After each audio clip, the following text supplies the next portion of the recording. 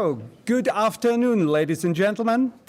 And on behalf of the scientific and organizing committee of our conference, I have a pleasure and honor to welcome you to this year's edition of our conference.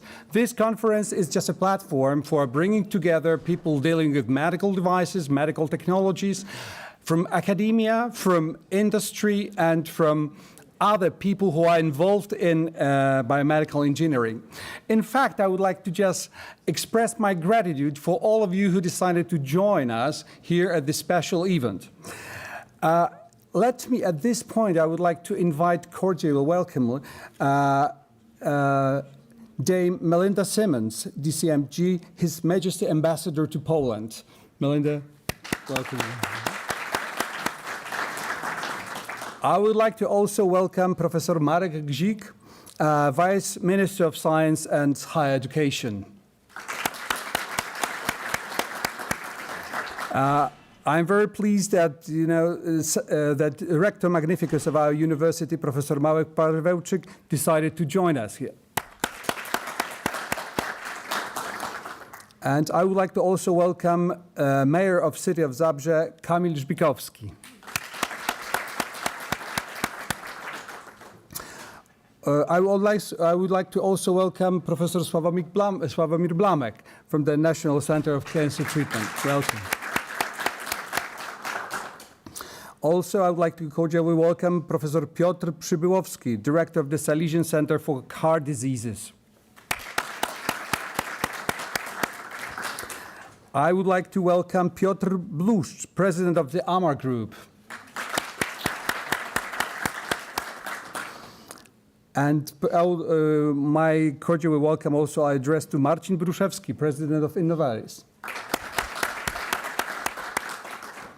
I would like to also our foreign guests, Michelle Packent, Chief Marketing Officer and President of the CMR.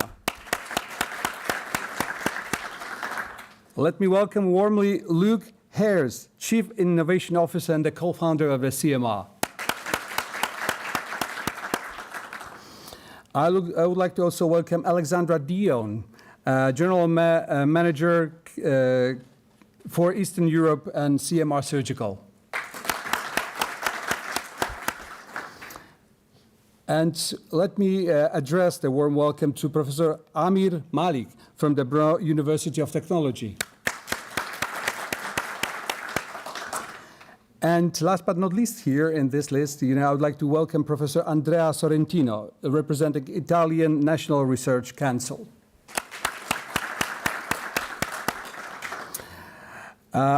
Frankly speaking, I've got many guests here decided to participate in this conference, and we are very honored to do so. So now, right now, just allow me to read them all, and I would like to ask all of you to just give a warm welcome to all participants for the conference. I will just list them now.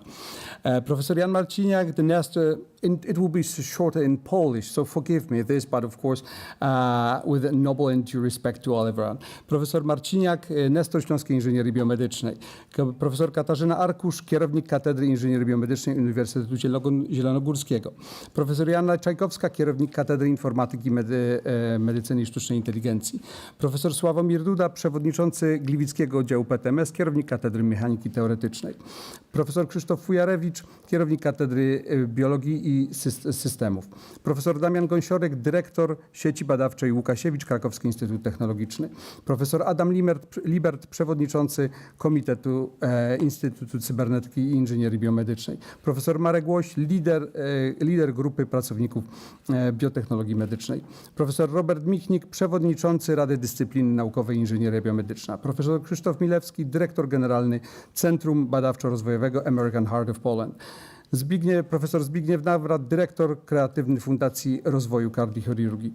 profesor Halina Podbielska, zastępca przewodniczącego Komitetu Biocybernetyki, profesor Joanna Siuda, kierownik Katedry i Kliniki Neurologii Śląskiego Uniwersytetu Medycznego, profesor Robert Iskander, kierownik Katedry Inżynierii Biomedycznej, profesor Tomasz Bielecki, zastępca dyrektora do spraw medycznych Szpitala Świętego Józefa w Mikołowie, profesor Piotr Buszman, kierownik do spraw badań przedklinicznych Centrum Badań Rozwojowych American Heart of Poland, profesor Tomasz Koszucki, kierownik oddziału chirurgii i urologii Śląskiego Uniwersytetu Medycznego, profesor Jakub Rybka, dyrektor Centrum Nanobiomedycznego Uniwersytetu Adama Mickiewicza w Poznaniu.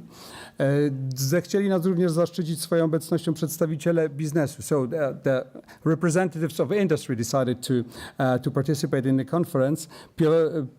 Pan Piotr Antonowicz, prezes zarządu Ród Polesa, pan Michał Ciach, prezes zarządu Techintegra, pan Marcin Dyner, prezes Fabryki Narzędzi Chirurgicznych, pan Andreas Glenz, przewodniczący i prezes i założyciel Prewag spółka z ograniczoną odpowiedzialnością, pan Artur Polak, prezes zarządu APA Group oraz pan Tomasz Zjawiony, prezes Regionalnej Izby Gospodarczej w Katowicach. So I would like to now, of course, there are many other people. If I, for some reason, unfortunately, I haven't listed them here, for sure, I would like to just say that we are cordially welcome each one of you. So congratulations, thank you very much, and I would like to welcome you.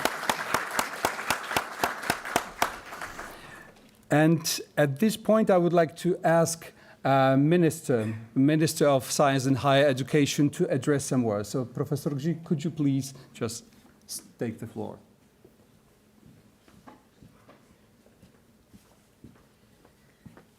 Madam Ambassador, all distinguished guests, ladies and gentlemen, it's my great pleasure and honor to welcome you at European HealthTech Innovation Center. Today we celebrate new academic year and 15th anniversary of Faculty of Biomedical Engineering, Silesian University of Technology. 15 years ago, start our faculty, and in 2012, we organized the first time conference, Silesian Biomedical Conference. The conference integrated engineers and medical doctors. In 2021, we established the center, European HealthTech Innovation Center, and then we changed the name of the conference, HealthTech Innovation Conference. It's my great pleasure to welcome you here. The conference is an interdisciplinary platform exchanging experience and mutual inspiration, engineers, physicians, and other specialists. This year is absolutely unique because we start about several different ambition projects. We still think about development of our society, and I'm so happy that I can welcome so many people during this conference. I wish all participants of the conference fruitful discussion. Let's work together and make the event impactful and productive. All the best. Thank you so much for your attention. Thank you so much. And now I would like to ask the Rector of the Silesian University of Technology to address a word to the participants of the conference.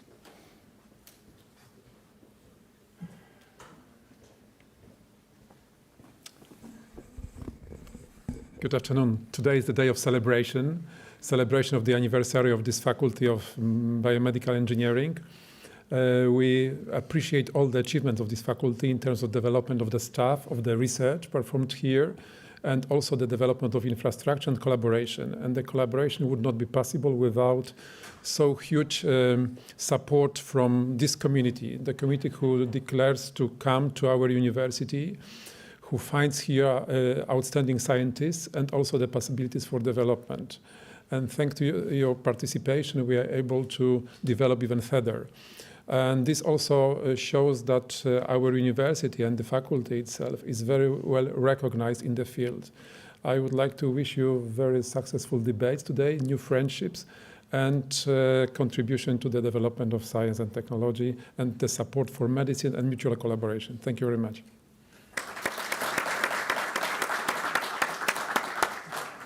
Thank you. And I would like to ask Professor Krzysztof Milewski, just to, from American Heart of Poland, just to address words to our participants. Dear all, it's my privilege to represent American Heart of Poland, which is the largest network of hospitals in Poland, focused mainly on cardiology.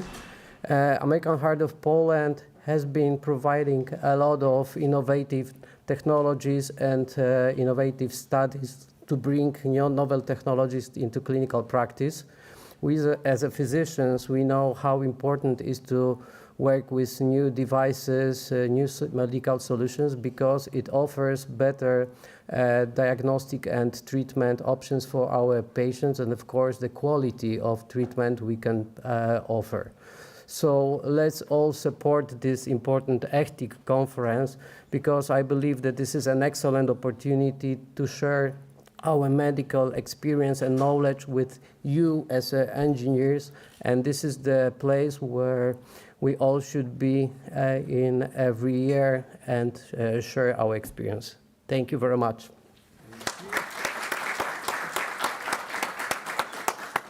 Thank you. And I would like to also ask the Dean of the Faculty of Biomedical Engineering, Professor Marcin Basiaga, to take the floor. Ladies and gentlemen, distinguished guests, it is a great pleasure to welcome you all to HealthTech Innovation Conference in HERE. HERE means Faculty of Biomedical Engineering. This conference is completely different. Why? Because here we have a representative of different fields: medicine, engineering, science, and industry. So only together we can create new idea, we can improve the new technology.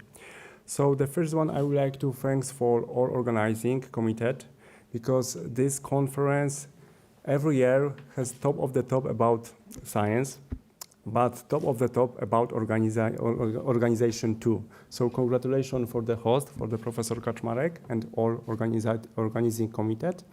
And I would like to wish for all fruitful discussion, inspiring presentation, and I hope so that you find in this conference valuable and enjoyable. So let's get started. Thank you. Thank you very much. And ladies and gentlemen, now I consider this conference opened. So we start the first session. So I would like to ask Professor Malik to take the floor.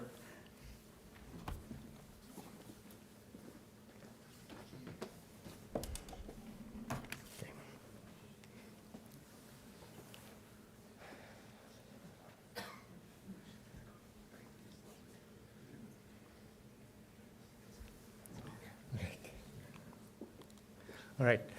Thank you very much. First of all, I would like to thank the organizers of the conference for inviting me here. It's a pleasure to be here. I'm going to talk about mental health. It's a topic which has become extremely important over the last decade. And the problem has become so big in number that the current way we handle it, that means in terms of treatment, is no more possible for us. So we have to shift from treatment to prevention. And that's what I'm going to talk about, some of the models, how it can be done. So before I start my presentation, a little bit about myself.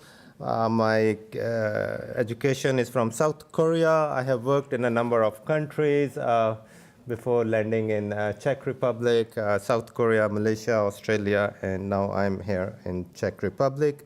In Malaysia, I had the honor of being associated with National Center on Neuroimaging. I was also leading that center for a few years. And currently, I'm the head of Cognitive and Neural Engineering Research Group at the Department of Computer Systems in Brno University of Technology at Czech Republic. So let's talk about how important is mental health, especially in terms of numbers.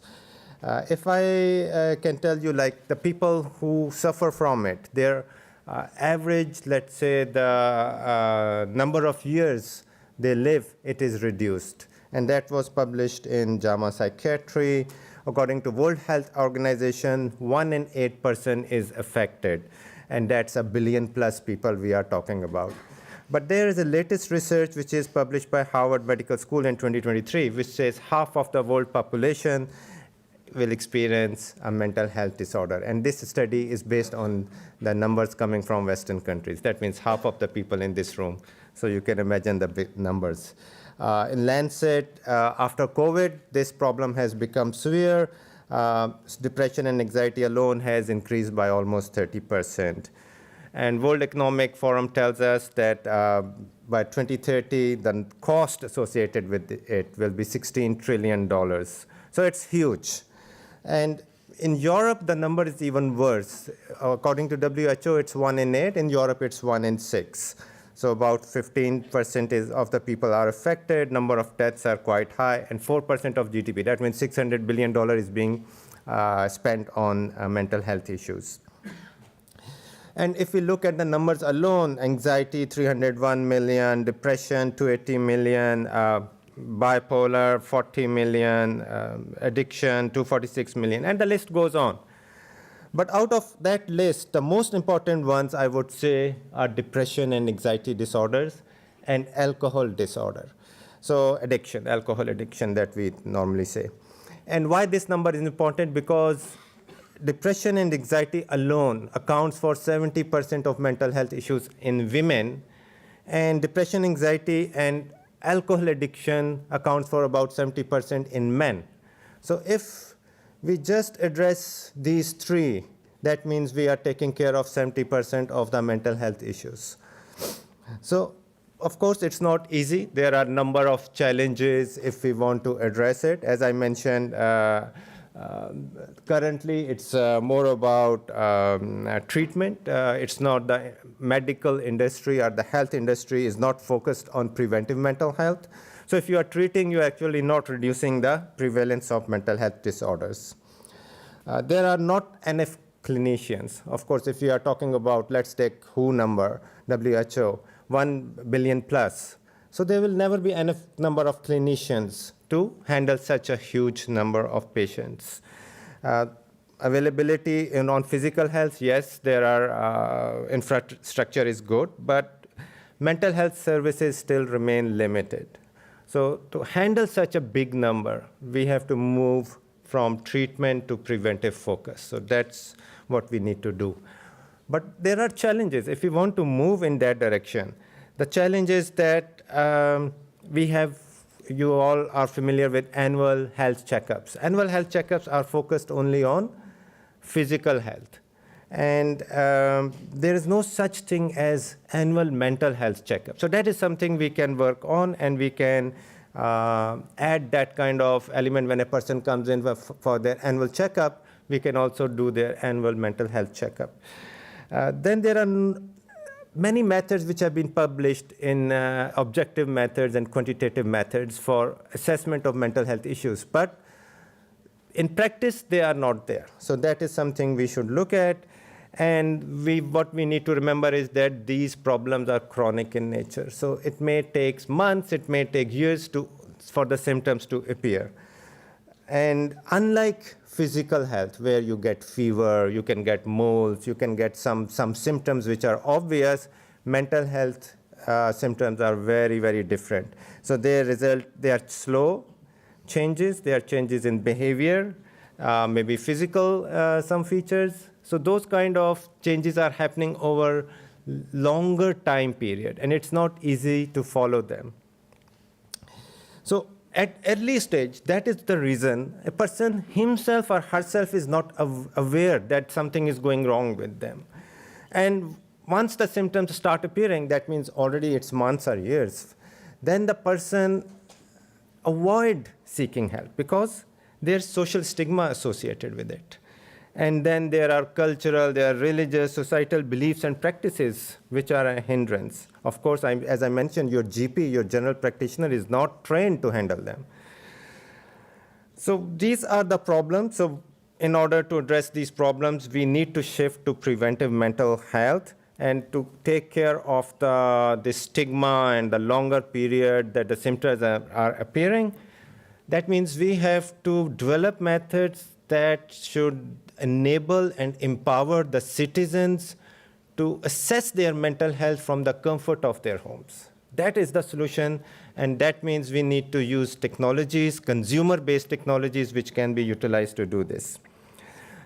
And then at the next phase, we can have annual mental health checkups. But the problem, as I mentioned, is the objective and quantitative methods. In research, they have been published, but what about in actual life? So how to do it, that's what I'm going to talk about a little bit today. So stages of a potential solution. One could be the pre-screening from home, as I just mentioned, and second could be the annual mental health screening. So probably these two-phase strategy could address this, I would say, the pandemic of mental health. Now, if I want to pre-screen, I want to enable, I want to empower people that sitting in their homes, they should be able to assess their mental health. What are the technologies I can use? Nowadays, everybody has a mobile phone at home, right? So we can use mobile phone. What mobile phone can offer us? There is a camera in there. There's a mic in there, digital pen. So you can look at the facial analytics. You can add facial analytics. You could do speech analysis. You can look at the handwriting, changes in handwriting, which is coming over time. Because anxiety, depression, all these mental health issues result in cognitive skills impairment. Cognitive skills in terms of writing, in terms of memory, in terms of attention, focus, all those cognitive skills, there is certain impairment. And that impairment, that early detection could be done through this camera, using microphone, using digital pen, keyboard, accelerometer, etc.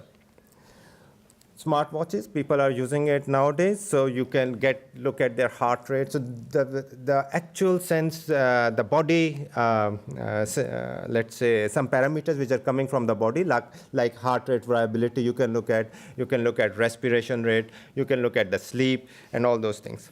So that is another set of parameters we can get. So just by using these two, we can really enable people to do the early assessment. Because if you find these issues at very early stage, they can be reversed very easily just through lifestyle changes. Smart EEG headsets, this is something interesting because this is where you can put a headset on your scalp and you can record your brain signals, analyze your brain signals. You might be thinking, well, not many people are using it, but just to give you an idea, Apple and Sony are releasing earbuds soon, which will record your brain activity. So that means you will be able to record all three of them just by consumer devices. And that will really be a game changer in the health arena. Sony has already invested in a company, it's a Swiss company, Iden, which has released, you can buy it right now. It's a bit expensive, around 1,000 euros, but over time the price will come down. Once Apple releases it, I think all the other players will be releasing it. So that's what we can do. We can detect abnormalities that reveal signs of mental health deterioration by using these technologies at home. And we can predict mental health impairments via brain EEG and ERP. Let me take a little bit time of introducing you to these technologies. Before that, this is how such a system might look like. You will have smartphone, and you can get visual input, auditory input. If you have a smart pen, you can get some writing input with it. With smartwatches, you can get some physiological parameters. Headsets, you can look at the brain signals. And if you see, I added saliva tube. So even with saliva, you can do very basic analysis like what is the cortisol. So cortisol is an indicator of your stress level. So even that measurement can be added in the homes. And then we can build AI models to analyze these multimodal data and provide an analysis of anxiety, stress, depression. And what are we going to measure? As I mentioned, the mental health issues result in cognitive skills impairment. And what are cognitive skills? According to the DSM manual, which is a psychiatric manual by American Psychiatric Association, we have, as humans, we have 6 cognitive domains. One is language, and there are then subdomains. Like under language, we have object naming, word finding, etc. But the main 6 are language, learning and memory, social cognition, attention, executive function, and perceptual motor function. And these cognitive skills are very important because any impairment in these cognitive skills could lead to a mental health issue.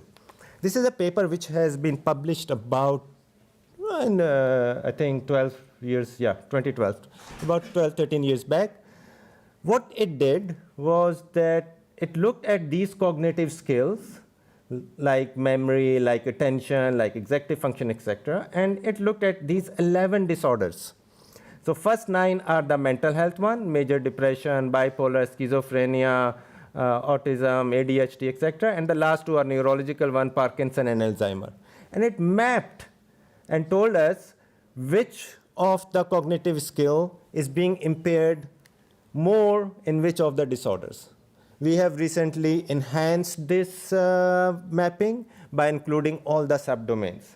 That means all these subdomains are now included in it. So with that mapping, it would be very interesting just to assess these cognitive skills. And how you can assess?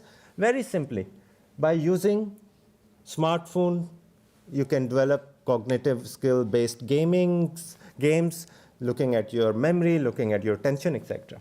So this is what we can do in the home. And mental disorders and cognitive skills, they are related. Why? Cognitive skills impairment can lead to mental health disorder, or mental health disorder could lead to certain cognitive skills impairment. So it's bidirectional. And then, of course, there are a number of factors which affect it. Cognitive skills impairment. And most of the factors, if you see, these are all lifestyle factors. It's about your fitness, it's about your diet, it's about your sleep. So these are the factors, your daily lifestyle, it is affecting these cognitive skills impairment. So what I want to say is that mental health is very closely related to lifestyle. So changes in our lifestyle can really help improve it. Now step 2 could be, and that is where we can have more clinical intervention, because there will be people who will not be able to change their lifestyle, or by reverse changing the lifestyle, maybe their symptoms are not reversed. So out of a bigger number, like billion plus people, maybe a smaller number will go to clinics for further detailed analysis, where we can look at their maybe functional MRI and PET scans, and maybe do some blood testing and urine testing. So data coming from pre-screening stage, plus the data coming from the clinical equipment. And that will be able to provide us much detailed analysis for the people for which the pre-screening doesn't work. Now, you might be thinking about measurement from brain. EEG, as I mentioned, Apple and Sony are the ones who are already doing it. But if you just look at current resources, EEG is low cost. It's a mobile device. Consumer-based devices are available. Small clinics can afford it. If you want to look at the other modalities like MRI, PET scan, so these are big machines. Hospitals only can invest in it. So the governments have limited budget which are allocated for this kind of machines. And these are the advantages and disadvantages. So if you look at MRI, although it has good spatial resolution, but in terms of temporal resolution, it's very bad. But EEG has an advantage of temporal resolution because our brain is functioning in milliseconds. So if you want to look at a millisecond activity, probably EEG is the one which allows you to do it. With fMRI, FNIA, you cannot do in milliseconds. You can only look at activity in seconds. But of course, the spatial resolution is bad for EEG. So if we look at devices, as I said, there are consumer devices available for EEG. You don't have an MRI consumer device. You don't have other consumer devices. But for EEG, it's like from $100 to $400, $500 consumer devices are available. So this is something which can easily be included in pre-screening. Some of you might be familiar with Emotive and Muse. Muse became very popular. NeuroSky became very popular. So these kind of devices can be used. Now, EEG itself is providing a direct measurement of the electrical activity in the brain. And that is a big advantage. It's not an indirect measurement like MRI or apnea or PET scans, etc. It's a direct measurement of your neuronal activity. So let me just briefly tell you what we record when these are a set of neurons. The neurons are transmitting the signal. It's 1 or 0. So they are firing or they are not firing, which we call inhibition, firing or inhibition. So in normal case, what we record is the activity coming from multiple multiple neurons, and that activity is being added. So when we put an electrode on a scalp, it is not the activity coming from one neuron, rather thousands of neurons whose activity is being summed up. When those neurons fire in synchronous way, like this, then the signal becomes quite strong. So the amplitude is stronger, so we can see that. While when they are firing asynchronously, then the signal is weak. So this is what we are recording. And EEG brain is working at a very low frequency overall, 1 to 100 hertz, so it's quite low. And within that low frequency, we are looking at 1 to 4 hertz, which is delta, and normally in sleep, in trauma, in concussion, we see this kind of activity, delta. Theta, 4 to 8 hertz, which is more when people are doing meditation, we see the activity. Alpha, when a person is calm, we see this activity. Beta, when you are solving problems, could be working on a math problem or some other problem, so we see beta and gamma. So over time, we know which frequencies are more important for what kind of tasks. And then we have something else, which is event-related potential, that if I show you something, there is a certain peak which is appearing in your brain. And these peaks are peak P1, P2, P3, and they are related with certain tasks. And the way we do it is we show these stimulus over time, and we record it, and we average them out to get the peaks. So let's take an example. Now this is an ERP signal, event-related potential signal. These peaks are appearing in your brain. If I show you some image on the monitor, the time it takes for that signal to travel from your retina to your occipital lobe. Occipital lobe is your visual lobe in brain, which looks at the image, interprets the image. The time it takes from your retina to occipital lobe is about 100 millisecond. And then if I ask you that if you look at an image and if you see the image of a dog, you have to press enter on the keyboard. So that's you are doing certain response to the visual stimulus. So the time it takes to do that response is around 300 to 500 milliseconds, which appears in as a P3 peak. So P1 peak is more where the signal is physically traveling, and P3 peak is where we're making a decision. So what happens in different conditions like dementia, depression, these peaks, the amplitude goes down and they are being delayed. We can make games which can actually give us a good estimate of this one. So these are different ERP peaks. If you see, occipital is 100, centroparietal, we can look at the auditory signal at 90 to 150 milliseconds. You see all millisecond. So all these kind of peaks are responses to different audio-visual stimulus. So if I know my audio-visual stimulus, or if I know what are these peaks, then what will happen? If I have my baseline today, after 5 years, every year I'm checking it out in my annual mental health checkup.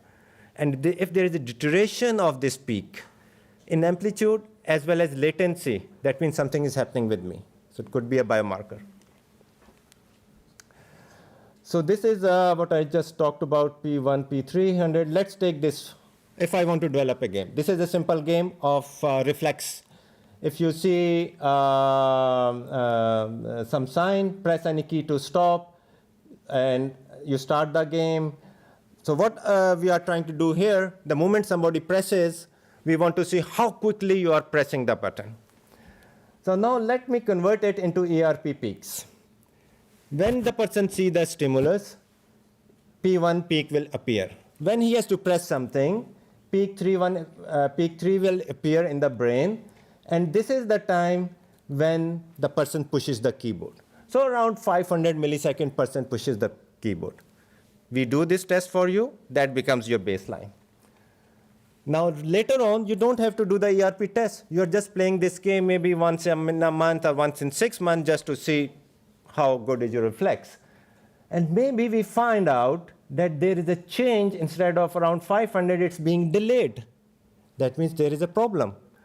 And that problem could be because of change in this peak 300, right? It could be change in this peak 1. It could be change between P1 to P3. And each one of them has a different meaning. So we should go and do a complete ERP experiment to find out. The delays here are in this part. Where is the delay? It has a different meaning. If the problem is here, that means your optical nerve is degrading. You need to do something about it quickly. Otherwise, you will lose your vision. If the delay is here, that means there is some cognitive function that the response to make a decision is not being made quickly enough. So we need to look at it. If the delay is here, that means there is a problem in the neuron which is sending the signal to your hand to press the button. So this simple experiment will tell us that one of these 3 conditions are happening. So if we go for a detailed experiment after that, we will find out what's happening. We catch it early, we treat it early, and we reverse the symptom. So this is just one example how it can be done. In depression, it has been found, this peak, as I mentioned. In depression patient, you see this peak is going down. The amplitude suddenly goes down, and it is being delayed also.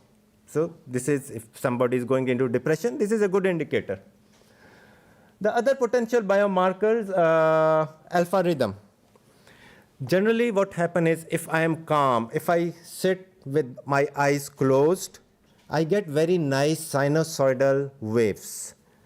And those sinusoidal waves are an indicator that I am calm, my brain is functioning normally. And you see those sinusoidal waves over here, right? This. If I sit and my eyes are closed and I record the EEG signal and I do not see these waves, that means the amplitude of alpha, which is 9 to 13 hertz, is going down. That means I'm under stress.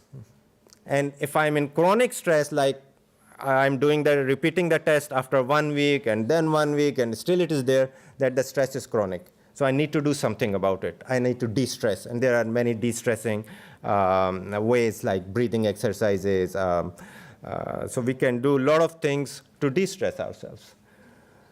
This is another example. You can see occipital lobe. That's a visual lobe at the back of your head.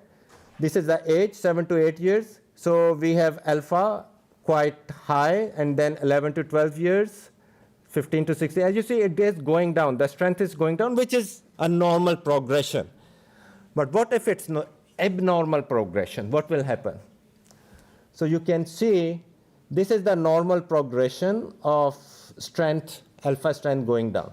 But in dementia patients, you suddenly see alpha goes down drastically.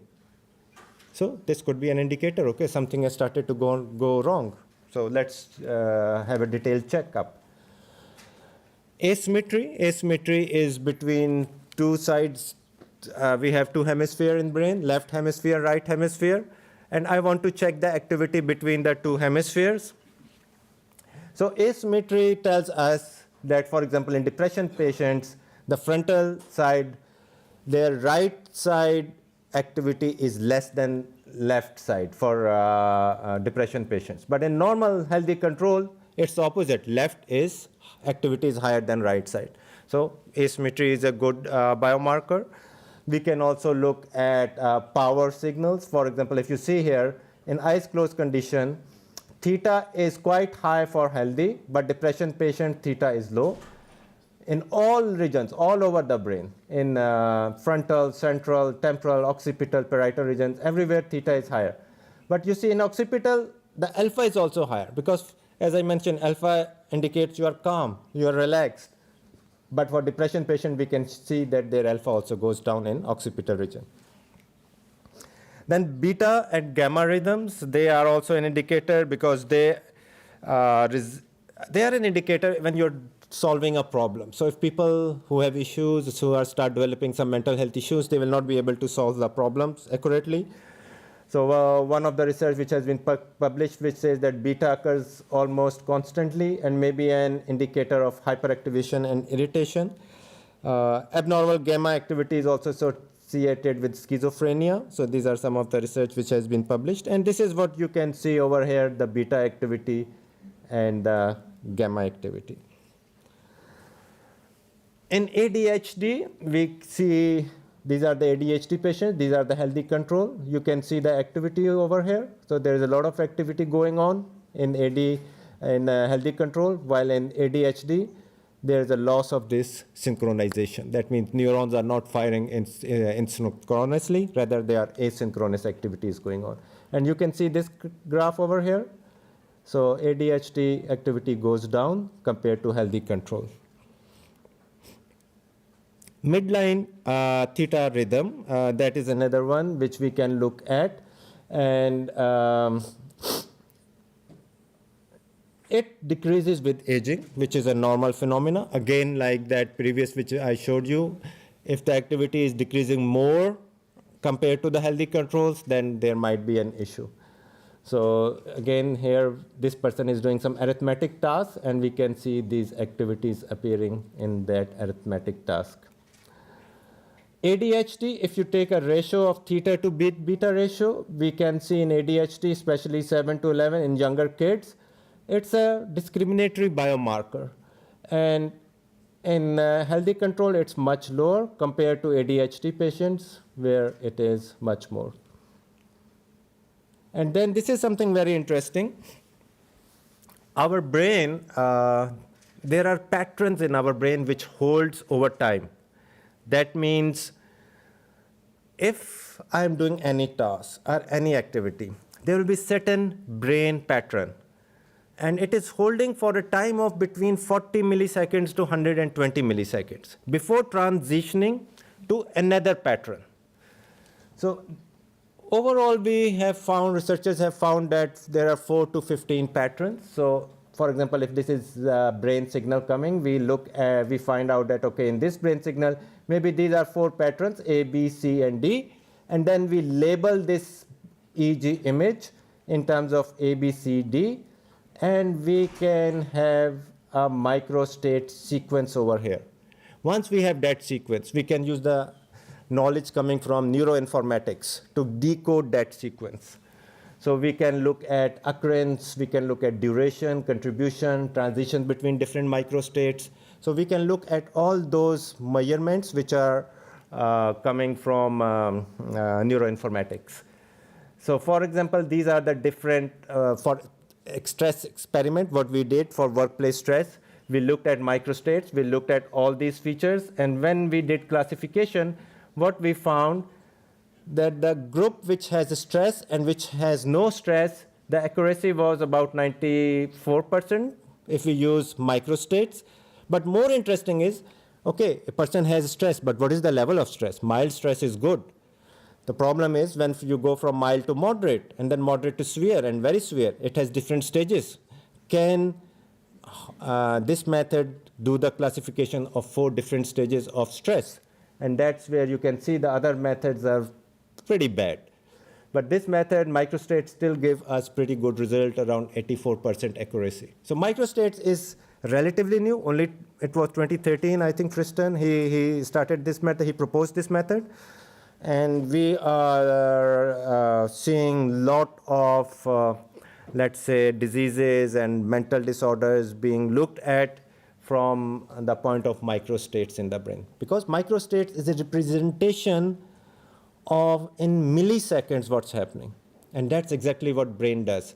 And those of you who are working in, with brain networks, these microstates are linked with brain networks. One microstate, one of them is linked with default mode network. Another is linked with another network. So it has that relationship between networks and brain microstates.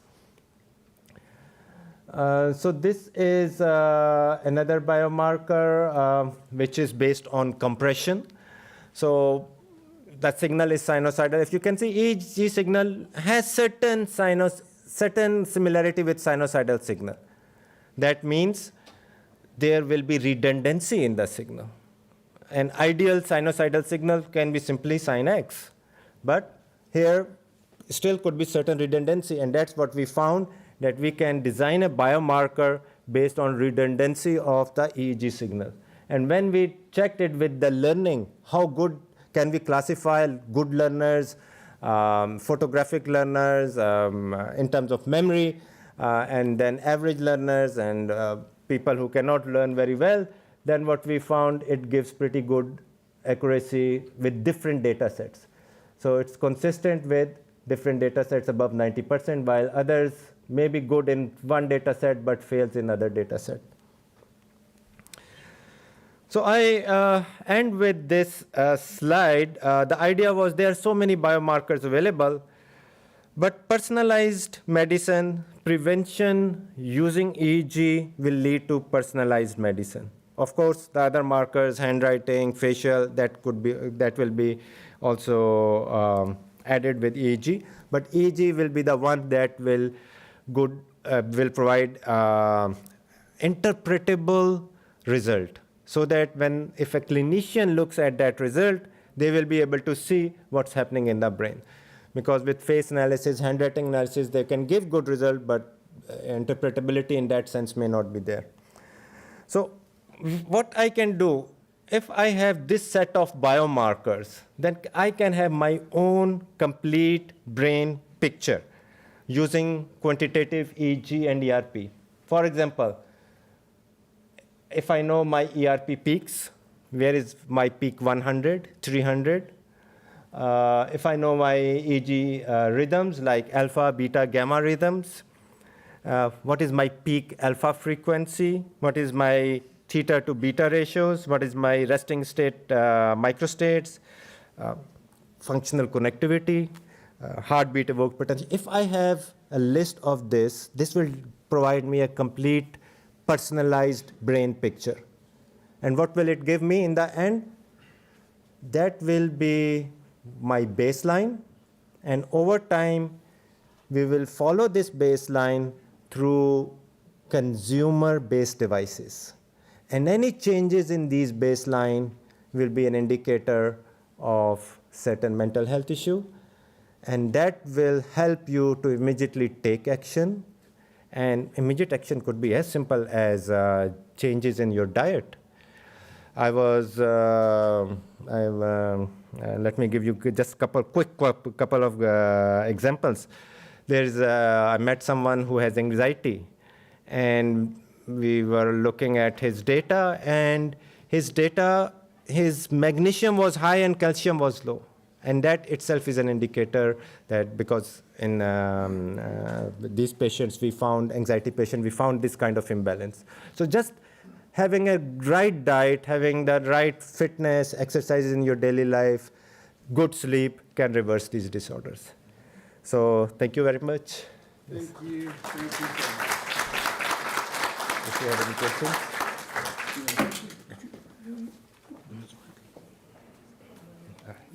Could you please stay here? Are there any questions to our presenter, Professor Malik? No, I believe that we'll just have this discussion behind the scenes. Sure. So once again, thank you so much. And now, ladies and gentlemen, we go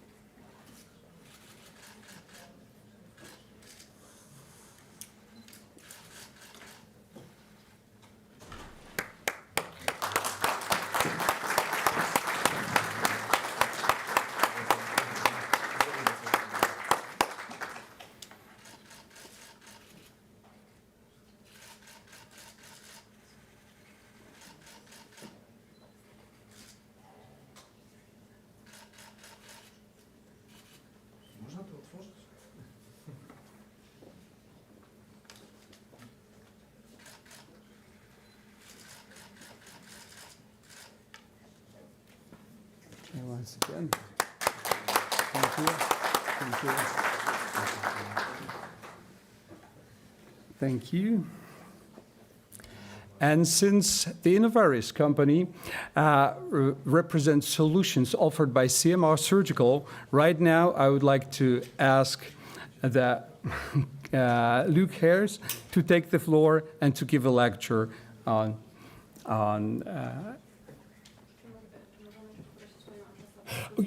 yes, so I'm terribly sorry. I'm terribly sorry. Yes, for sure. Really, excuse me. Of course, I would like to ask the ambassador of the United Kingdom to Poland, Dame Melinda Simmons, to take the floor and to address the participants. Sorry for this. I think so.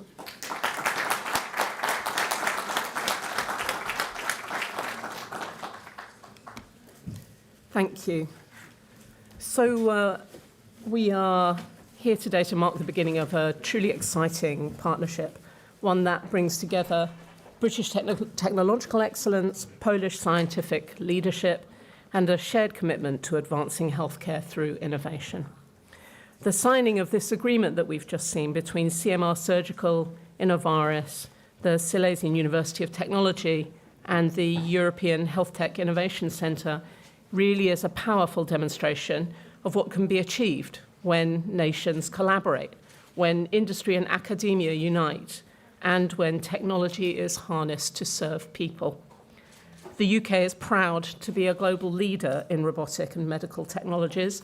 Companies like CMR Surgical are transforming surgery with systems like Versius, which is now being used in over 30,000 surgical procedures across more than 30 countries, making it the second most utilized soft tissue surgical robot worldwide. Over 70% of hospitals using Versius apply it across multiple specialities, including urology, general surgery, and thoracic surgery. So today's partnership will embed this cutting-edge technology within one of Central Europe's most advanced biomedical research environments. The European HealthTech Innovation Centre, located in Zabrze, is home to 36 state-of-the-art laboratories, and it's recognised as the largest investment of its kind in Central and Eastern Europe. It's a place where engineers, clinicians, and researchers collaborate to shape the future of healthcare. The creation of the Robotic Excellence Centre here will serve as a hub for training, for clinical research and technological development across the region. It'll be the first training centre in Poland that will operate under standards accredited by the Royal College of Surgeons of England. And this collaboration reflects the broader strength of the UK-Poland relationship.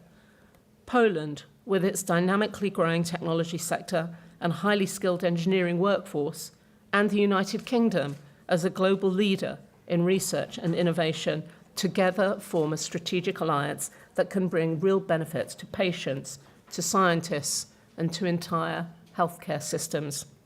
By working together, then, we can accelerate the adoption of best practices, we can foster joint innovation, and we can build a stronger and more resilient healthcare ecosystem across Europe. Congratulations to all of those partners who are involved in this project. Thank you.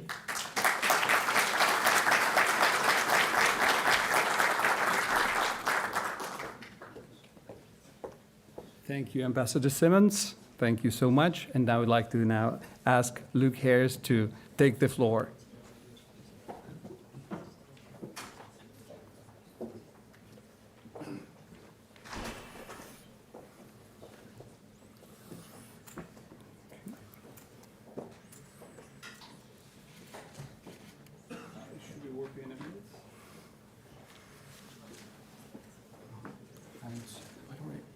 I'm sure not the presentation. Just a second, because we're experiencing some technical difficulties here. No problem. Sorry for that. Some just a moment. Technical difficulties. Try to fix that.